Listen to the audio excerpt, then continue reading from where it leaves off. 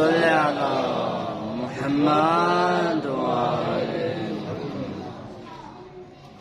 ایک آیے شریفہ ایک آیے کریمہ کی تلاوت کا شرف حاصل کیا، جس میں ہمیں یہ سبق ملتا ہے کہ ہم اپنے آنے والے نسلوں کی تربیت کیسے کریں۔ ایک اہم ہے، بہت اہم۔ اور آج کل ہمارے پیرنٹس میں، معاشرے نے یہ سمجھ رکھا ہے کہ بچوں کی تربیت کرنا صرف اسکول والوں کی ذمہ داری ہے، بس اگر بولنا اور چلنا انہیں آ جائے تو اسکول میں چھوڑ دیتا ہے اور اپنی پوری ذمہ داری ادا کر دیا، یہی سمجھتے ہیں۔ جب ہم چھوٹے ہوا کرتے تھے تو ہمارے والدین، ہمارے پیرنٹس گھروں میں پورے احکامات دین سکھانے کی کوشش کرتے تھے، مسلمات دین سے آشناس کراتے تھے۔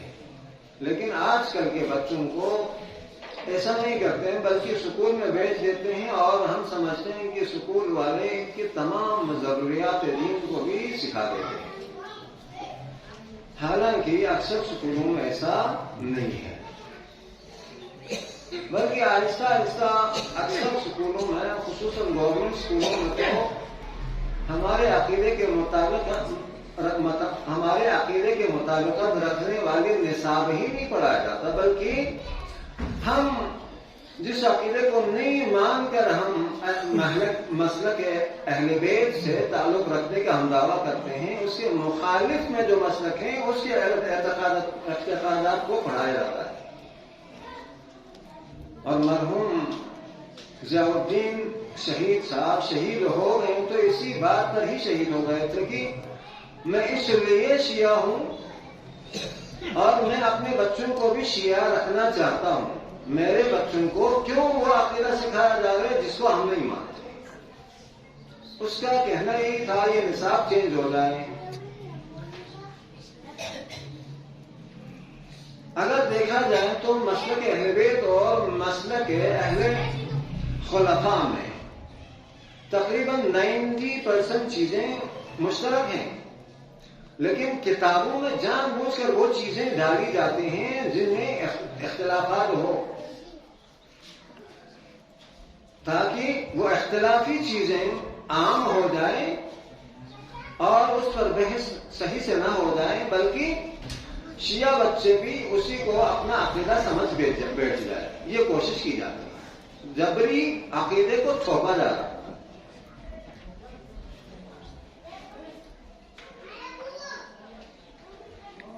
جس طرح ہم چاہتے ہیں اہل بیت کو مانیں، اس طرح ماننے نہیں دے رہے، اور ان کے دشمنوں کو اسی طرح پہچانا جائے اس طرح پہچاننے نہیں دیا جاتا، بلکہ دوست اور دشمن کو ایک کر کے سامنے پیش کیا جاتا ہے۔ ہمارے بچے بھی پوچھتے ہیں کہ یہ کیسا ہے، بات عجیب عجیب سوالات کرتے ہیں۔ ہم تو سکول میں وضو اس طرح کرنا سیکھتے ہیں، ہم ادھر گھر میں کیوں اس طرح کرتے ہیں؟ یہ سوالات کریں گے، بچے ہیں، معصوم ہیں۔ جب ان کو سکھایا جاتا ہے تو بلکہ استاد جو سکھاتے ہیں اس کو حرف آخر سمجھتے ہیں۔ ایک واقعہ ہے ہمارے اسکرپو کا، کسی اسکول میں ایک بچے کو ٹیچر نے غلط پڑھایا اور گھر پہ والد نے اس سے پوچھا اور اس کو درست کرنے کی کوشش کی، تو بچے نے کہا آپ کون ہوتے ہیں؟ ہمارے ٹیچر نے جب اس طرح سکھایا ہے تو یہ آپ جو کہہ رہے ہیں غلط ہیں، یہ صحیح ہے۔ اس حد تک بچے کا ذہن تیار ہوتا ہے استاد کو سننے کے لیے، ٹیچرز کو سننے کے لیے، اور اس استاد کے پاس بھیجنے سے پہلے اگر ان کے بنیادی عقائد درست نہ کیا جائے تو کیا ممکن ہے کہ وہ بعد میں چینج ہو جائے؟ سکول میں جو پڑھایا ہے اور وہی سیکھیں گے اور اسی کو عقیدہ بنائیں گے۔ اور اکثر سکولوں میں تو ماشاءاللہ سے خصوصاً اسلامیات پڑھانے والے ٹیچرز کے لیے لازمی نہیں ہے کہ اس پر عبور حاصل بھی ہو۔ اسلامیات کوئی بھی پڑھا سکتا ہے، یہی ذہن بنا کے رکھا ہوا ہے۔ اسلامیات بہت آسان سبجیکٹ ہیں، یہ کوئی بھی پڑھا سکتا ہے۔ اسی لیے اب اس کو خود معلوم نہیں ہے ٹیچر کو، تو ابو سفیان کی کیا اصل صفات ہیں وہ نہیں پڑھاتے ہیں، کتاب میں جو کچھ پڑھایا وہی سکھا کے بھیج دیتا ہے۔ اسی لیے ہمارے بچوں کے ذہن میں ابو سفیان کے لیے وہ تعظیم، وہ مرتبہ حاصل ہوتا ہے جو ابو طالب کے لیے ہونا چاہیے، وہ ابو سفیان کے لیے ذہنوں میں پیدا ہوتا ہے، اور جو ابو سفیان کے لیے ذہن بننا چاہے وہی ابو طالب کے متعلق بن جاتا ہے۔ یہ المیہ ہے ہمارے لیے، ہمیں چاہیے کہ اس پر قدم اٹھائیں۔ ہمارے اسکولوں میں بھی ٹیچرز کے بارے میں یہ سوچنا چاہیے کہ جس طرح ہمارے سائنس سبجیکٹ پڑھانے کے لیے ایک ایکسپرٹ کی ضرورت ہے، اسی طرح اسلامیات پڑھانے کے لیے بھی ایکسپرٹ کی ہی ضرورت ہے۔ جہاں پہ کمی بیشی رہی ہے، ہمارے عقائد سے ٹکراؤ کی بات آتی ہے، تو کم از کم ہمارے بچوں کو یہ بتا سکیں کہ یہ عقیدہ ہمارا نہیں ہے، بلکہ اس کے جگہ پہ ہمارا عقیدہ یہ ہے، کہہ سکنے والا کوئی ٹیچر ہونا چاہیے۔ اسی لیے اکثر بچے کہتے ہوئے نظر آتے ہیں بڑے احترام سے حضرت ابو سفیان علیہ رضی اللہ تعالی عنہ۔ کبھی کبھار وہ ذاکرین کے جملے بھی بہت اچھے لگتے ہیں۔ اکثر ہمارے بچے بھی آج کل پوچھنے لگے ہیں کہ ائمہ علیہ السلام کے نام کے ساتھ ہم علیہ السلام کیوں پڑھتے ہیں اور ان کے نام کے ساتھ رضی اللہ تعالی عنہ کیوں پڑھتے ہیں، یہ سوال کرتے ہیں۔ تو ذاکر کا نام مجھے یاد نہیں، شاید عرفان حیدرآبادی صاحب نے یہ بتایا تھا، شاید انہوں نے کہا تھا ان کے نام کے ساتھ رضی اللہ تعالی عنہ اس لیے پڑھتے ہیں کیونکہ انہیں یقین نہیں ہے کہ ان پر اللہ راضی ہے کہ نہیں، اس لیے دعا کرتے ہیں کہ اللہ ان سے راضی ہو جائے۔ اور ہمیں تو یقین ہے کہ ہمارے ائمہ معصوم عن الخطا ہے، کوئی گناہ ان سے سرزد ہو ہی نہیں سکتی، تو ہم ان کے لیے دعا نہیں کرتے بلکہ ان پر سلامتی بھیجتے ہیں، ہم درود بھیجتے ہیں ان پر۔ کیفیت حقیقت میں یہی ہے۔ اب خود ان کو ان کی ایمان پر پورا عقیدہ ہوتے ہیں، تو ائمہ کے ساتھ جس طرح ہم علیہ السلام لگاتے وہی علیہ السلام ان کے ساتھ لگا سکتے ہیں، کیونکہ تاریخ میں ہی باتیں اس طرح ان کی اپنی کتابوں میں ہیں، بلکہ ان کی کمزوریوں کو چھپانے کے لیے نعوذ باللہ رسول اللہ کی کردار کشی کی ہے۔ رسول اللہ کے احادیث نے امینڈمنٹ کر دیا ہے، رسول اللہ سے منسوخ کر کے بہت سارے احادیث گڑوائے گئے ہیں، اور وہ تمام کتب احادیث میں موجود ہیں۔ قرآن مجید رسول اللہ کے بارے میں فرماتے ہیں کہ وما ينطق عن الهوى ان هو الا وحی یوحی، کہ میرے رسول وحی الہی کے علاوہ کچھ بیان ہی نہیں کرتا، جب بھی لب کشائی کرتا ہے اس وقت وحی الہی بیان کرتے اور کچھ اپنے خواہشات کے مطابق بیان ہی نہیں کرتا۔ اور جبکہ کتب احادیث میں ہمیں ایسے حدیثیں ملتی ہیں، رسول اللہ نے فرمایا نعوذ باللہ، میں بھی دوسرے لوگوں کی طرح ہے، ایک دفعہ حضرت عائشہ سے روایت کرتی ہے، وہ بھی بڑی شخصیت سے، ایک دفعہ میں نے دیکھا رسول اللہ دعا کرتے تھے اللہ سے، اے پروردگار میں بھی عام دوسرے لوگوں کی طرح انسان ہوں، مجھے بھی غصہ بھی آتا ہے اور خوشی بھی ہوتی ہے، اس وقت اگر میں کسی کو برا بھلا کہوں تو اس کسی پر لعنت کروں یا برا بھلا کہوں تو اس برا بھلا کو، اس لعنت کو اس کے گناہوں کے لیے کفارہ قرار دے دے۔ یہ حدیث بنا کے پیش کیا۔ اب یہ کس حدیث کے مقابلے میں لایا گیا؟ کچھ لوگوں کو بعد میں منصب دینے کے لیے مقصد ہے یہ پیشنامہ بنایا ہے۔ ظاہر ہے رسول اللہ نے کچھ لوگوں کے اوپر لعنت بھیج دیے تھے، اور اس لعنت کو اس طرح کے احادیث کے ذریعے سے ان کے گناہوں کا کفارہ قرار دے دے۔ ایک دفعہ حضور صلی اللہ علیہ وسلم مدینے میں اصحاب کے ساتھ تشریف فرما تھے، اور موعظ و نصیحت فرما رہے تھے، اتنے میں ایک شخص اونٹ پر سوار ہو کے آ گئے اور اس اونٹ کے لجام پکڑ کے اس کا ایک بیٹا آ رہے تھے اور دوسرا بیٹا اس کو پیچھے سے ہانکتے ہوئے آ رہے تھے. رسول اللہ نے ان کی طرف دیکھ کے فرمایا یہ اونٹ پر جو سوار ہیں اور اس سے آگے چلنے والے اور پیچھے سے ہانکنے والے ان تینوں پر اللہ کی لعنت ہے. اصحاب نے مڑ کے دیکھا وہ شخصیت کون تھی، تو اونٹ پر سوار ابو سفیان تھے اور آگے چلنے والا اس کا بیٹا معاویہ تھا اور پیچھے سے ہانکنے والا اس کا دوسرا بیٹا زیاد ابن ابو سفیان تھے. اب اس حدیث کے رسول اللہ کے صریح حدیث کے مقابلے میں پہلے والے حدیث کو نہ بنایا ہوتا تو کیا ممکن تھا کہ ابو سفیان رسول اللہ کے ممبر پہ آ کے بیٹھ سکتے؟ ابو سفیان کے بیٹے معاویہ رسول اللہ کے ممبر پہ آ کے بیٹھ سکتا تھا؟ نہیں بیٹھ سکتا تھا. اس لیے اس طرح کے احادیث بنائے گئے. اب آج جو طالب علم کوئی بھی کتاب اٹھا کے دیکھیں تو ان دونوں میں سے کون سا صحیح ہے کون سا غلط ہے کس طرح پہچانے گا؟ اسی حدیث کی کتاب میں مثال کے طور پر مسند احمد ابن حنبل میں دونوں کی احادیث موجود ہیں.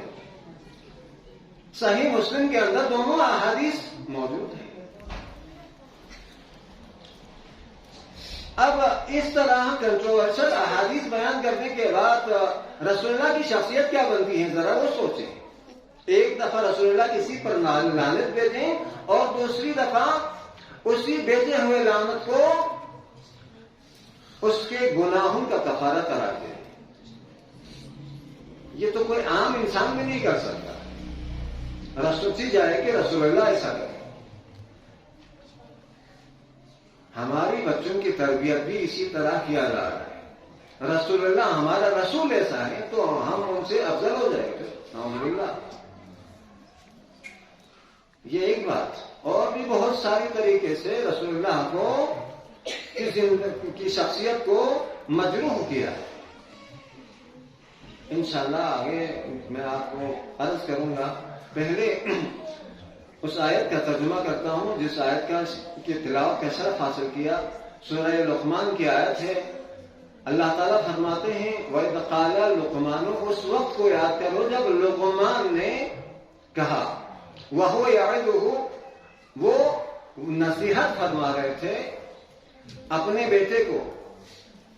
یا بنی لا تشرک باللہ، اے میرے بیٹے اللہ کے ساتھ شریک نہیں ٹھہرانا ہے.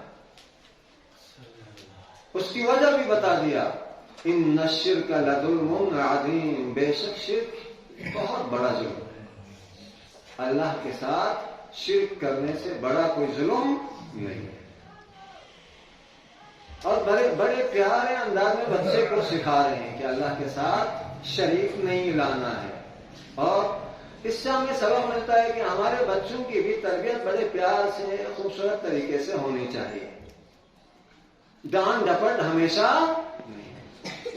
ہاں کبھی کبھار وہ بھی سن و سال کو مد نظر رکھتے ہوئے رسول اللہ نے فرمایا ہے الولد سید 7 سنین، بچہ 7 سال تک کے لیے بادشاہ ہے. 7 سال تک کے بچے کو ڈانٹنا کبھی نہیں ہے. کوئی بادشاہ کو ڈانٹتے ہوئے دیکھا ہے؟ بادشاہ اپنی مرضی سے جو کچھ کرنا چاہے کرے، اس کو چھوڑ کے رکھنا ہے 7 سال تک. اب 7 سال تک ہم چھوڑ کے رکھیں تو پھر سکول کب سے شروع کریں؟ ہم تو 3 سال کے بعد سکول بھیج دیتے ہیں.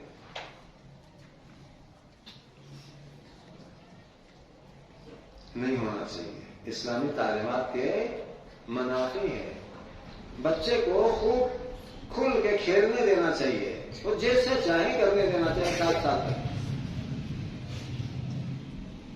وَغُلَامٌ 7 سنین، اور اس کے بعد 7 سال غلام کی طرح کام لینا اس سے. آپ اس کو سکول بھیجنا ہے، یہ کرنا ہے، یہ نہیں کرنا ہے، سب کچھ اس کو سکھانا ہے. جس طرح غلام سے کام لیا جاتا ہے بچے سے کام لینا ہے. وہ وزیر 7 سنین، اور اس کے بعد وزیر ہے 7 سالوں کے لیے. وزیر سے جس طرح بادشاہ مشورہ لیتا ہے، اسی طرح اپنے ہر کام میں بچے سے مشورہ لے کے اپنے ساتھ چلانا ہے، اس کو ذمہ داریاں دینا ہے اور اس پر اعتماد کرنا ہے تاکہ معاشرے کے لیے سود مند فرق پائے۔ ان چیزوں کو دیکھتے ہوئے ہمیں بچوں کی تربیت کرنے کی ضرورت ہے، اور جس طرح حضرت لقمان نے خوبصورت انداز میں اپنے بچے سے، اے میرے بیٹے تم نے اللہ کے ساتھ شریک نہیں ٹھہرانا ہے، کسی کو شریک نہیں بنانا ہے، جس طرح لقمان نے بتایا اسی طرح صرف لقمان نہیں، ائمہ کی زندگی اسی طرح کے واقعات سے بھرے پڑے۔ حدیث قصہ اب ہمیشہ پڑھ لیتے ہیں بہت ہی خوبصورت انداز میں۔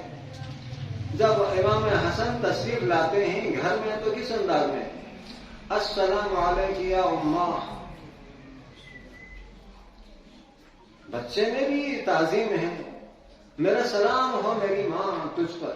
اس کے بعد ماں کس طرح جواب دے رہے، وعلیک السلام یا ولدی ویا قرۃ عینی وثمرۃ فؤادی، تم پر بھی سلام ہو میرے بیٹے، میری آنکھوں کی ٹھنڈک، اے میرے دل کے میوے۔ اب یہی ہم غلطی میں بھی استعمال کر سکتے ہیں، لیکن اس میں لگی بھی کہ بہت زیادہ مادہ ہے رجلے تم مچینا تہم کو ہر چکتا نلو دوسروں دے اوپر سے، اس کو اس طرح انداز میں، خوبصورت انداز میں اگر ہم اس سے گفتگو کریں گے تو اس کی شخصیت بن جائے گی۔ امام حسین اور امام حسن کو یہ کر کے دکھانے کی ضرورت نہیں تھی، لیکن یہ کر کے دکھایا ہم لوگ ان کو اپنے بچوں کی تربیت کرنے کے لیے۔ حسنین کو اس عزت و تکریم کی ضرورت نہیں تھی، یہ کر کے اس لیے دکھایا ہے تاکہ وہ مشعل راہ ہے ہمارے لیے، ہم اپنی زندگیوں کو ان کی زندگی کے سانچے میں ڈال سکیں۔ اور بہت سارے لوگ یہ کہتے ہیں کہ وہ تو امام تھے اس لیے کیا، ہم کیسے کر سکتے ہیں؟ یقین جانے کہ ہمارے ائمہ نے جہاں اپنی امامت کو ثابت کرنا جہاں مقصود ہو، وہاں تو ایسا کام کیا جو ہم نہیں کر سکتے ہیں، ورنہ زندگی میں کوئی ایسا کام نہیں کیا جو ہم نہ کر سکیں۔ اگر انہوں نے ایسا کام کر دیا جو ہم نہیں کر سکتے ہیں تو وہ ہمارے لیے بہترین نمونے کیسے بنے؟ وہ ہمارے بہترین نمونے ایسے کام کیے جیسے ہم کر سکتے ہیں۔ ہاں یہ کر نہیں سکتے ہیں کہ علیہ السلام کی طرح ہر رات 1000 رکعت نماز ادا کریں، تو کم از کم شب نماز کی 11 رکعت تو ہم پڑھ سکتے ہیں، یہی ہم سے مانگ رہا ہے، اس سے زیادہ نہیں مانگ رہا ہے۔ علی سے اللہ تعالیٰ نے 1000 رکعت مانگا ہے تو ہم سے نہیں مانگا ہے۔ ہمیں اس طرح ائمہ کی سیرت کو اپنا کے ان پر عمل کرنے کی ضرورت ہے اور ان کو سمجھنے کی ضرورت ہے اور اپنے بچوں کی بہتر طریقے سے تربیت کرنے کی ضرورت ہے۔ پاک پروردگارہ ہمیں ائمہ کی سیرت کو سمجھ کر اپنے اولاد کو بھی ان کی سیرت پر ڈالنے کی ہمیں توفیق عنایت فرما۔ ہم سب کی عاقبت کو بخیر فرما، تیری آخری حجت امام کی ظہور میں تعزیر فرما، اور ہم سب کو ان کے عوام و انصار میں شمار فرما۔